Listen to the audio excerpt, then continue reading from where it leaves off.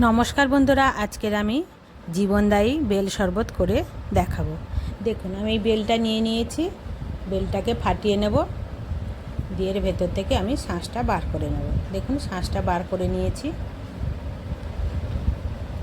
এবার আমি মিশ্রি জলে ভিজিয়ে রেখেছিলাম, এটা আমি মিশ্রি দিয়ে বানাবো।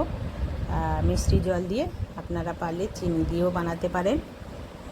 দেখুন, এইবার ভালো করে হাতের সাহায্যে বেলটা চটকে নিলাম। হাতের সাথে মাখালে বেলটা ভালো মাখা হয়। দেখুন, এবার নেট দিয়ে ভালো করে একটা জালি দিয়ে আমি ছেঁকে নিচ্ছি। আর এর মধ্যে আমি দিয়ে দেবো সামান্য বিট লবণ।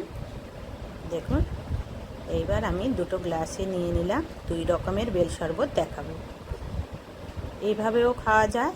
আর আমি একটু দুধ দিয়ে দেবো একটার মধ্যে। এই যে বেল দিয়ে বানিয়েছি, শুধু দুধ দিইনি।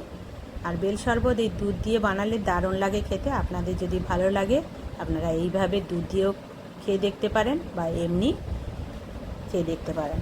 আর দু টুকরো বরফ দিয়ে দিলাম। আর সাজানোর জন্য আমি পুদিনা পাতা দিয়ে দিচ্ছি। দেখুন কত সুন্দর হয়েছে।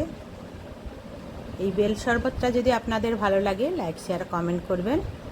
আর গরমের সময় এটা খেলে দারুণ উপকার। বেলের তো একটা নিজস্ব গুণাগুণ আছে, আপনারা জানেন। ভিডিওটা ভালো লাগলে লাইক করবেন।